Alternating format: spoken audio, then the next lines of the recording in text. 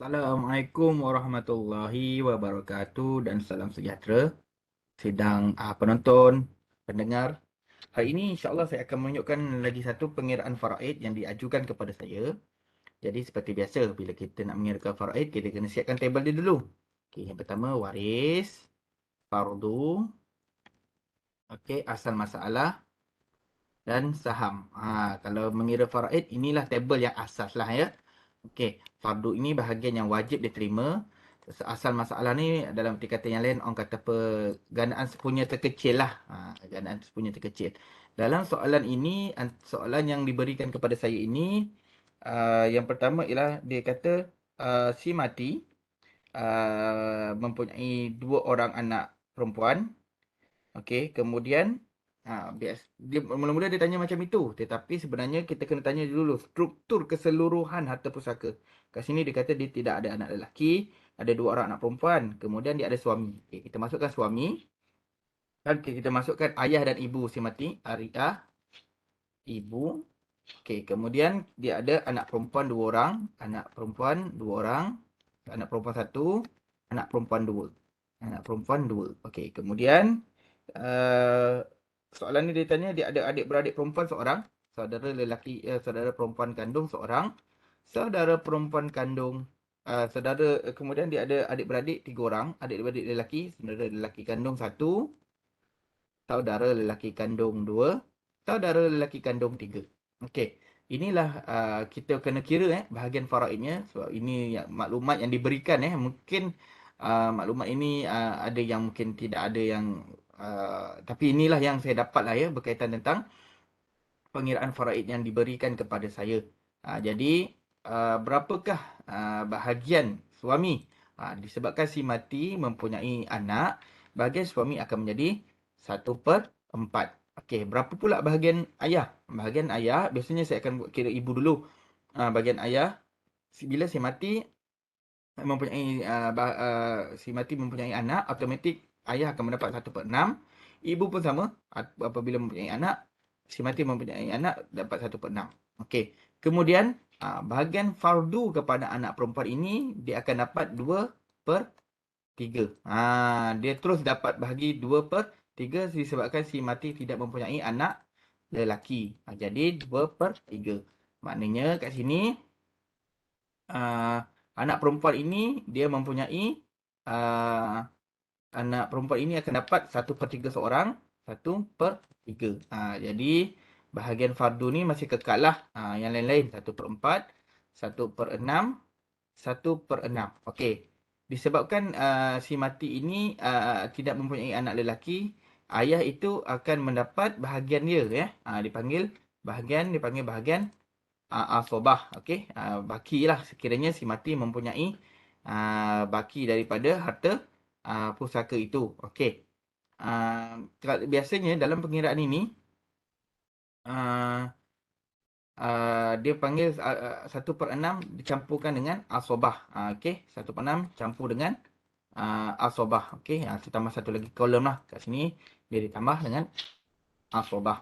Okey, jadi kita tengok ada balance tak pengiraan ini, dia ada balance ataupun tidak. Okey, jadi kita kira lah. Okey, asobah ni silap, asobah plus asobah. Okey. Okey, nampak dia tak tulis sini Okey, kat sini kita tukarlah dia punya status ni. Okey, general. Dia punya bahagian ni ialah asobah. Dia bukan kira sum ni kat sini asobah. Okey. Dia tambah dengan asobah. Dia automatik pula Okey, kejap asobah lah. Jadi kita tengok kat sini 1/6 plus dengan asobah. Asobah. Okey. Jadi 1/6 plus asobah. Yang ni masih kekal lah 1/6. Saya pun tak pasti kenapa dia berubah 1/6. Okey, 1/6 plus asobah. Jadi, berapa asal masalahnya? Okey, berapa asal masalah? Okey, kalau kita kira kat sini, asal masalahnya ialah kita kena tengok gandaan sepunya terkecil. 12, kalau ikutkan, kalau tanya saya, gandaan 1/4 ni boleh dibahagikan dengan 12. 12 boleh dibagi dengan 4. 1/6 boleh bagi dengan 12. 6 boleh bagi dengan 12. 3 pun boleh. Jadi, asal masalah ni akan jadi 12. Okey, kat sini dia jadi 12. Okey. Adik-beradik lelaki ni dapat tak? Okey, adik-beradik lelaki ini tidak dapat bahagian pusaka kerana si mati mempunyai ayah. Okey, mempunyai ayah. Okey. Alright. Si mati mempunyai ayah dipanggil. Jadi anak lelaki, saudara lelaki kan, saudara kandung ni dia terhalang ataupun hijab lah dipanggil. Hijab. Jadi kita kiralah berapa bahagiannya. Okey. Jadi kita kira bahagian 1/4 darabkan dengan 12 asal masalah ni. Okey. Jadi 12. Okey, jadi sahamnya ialah 3. Okey, 3/12 dia akan jadi 3/12.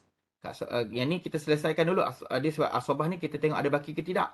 Kalau tak ada baki, tak boleh lah ya. Jadi 1/6. Okey, kita darabkan dengan 1/6 kita darabkan dengan 12. Okey. Okey. Kemudian 1/6 ni pun sama. Kita darabkan dengan 12. 1/6 darabkan 12. Kita dapat 2. 1/3. Okey, 1/3 ini kita darabkan dengan 12. Okey. 1/3 sama juga. 1/3 ini kita darabkan dengan 12 akan dapat 4. Okey. Jadi memandangkan saudara yang ni dah tak layak menerima pusaka, kita kena kira pula saham yang di bawah ni. Berapa jumlah dia? Kat sini 3, 2, 2, 4, 4. Kita tambahkan. Okey. Kita sum. Kita tambah. Dan kita jawapannya 15. Bila dapat 15, asal masalah ini akan berubah jadi 15. Asal masalah yang dah, ni dalam kes ini dipanggil kes aul. Okey.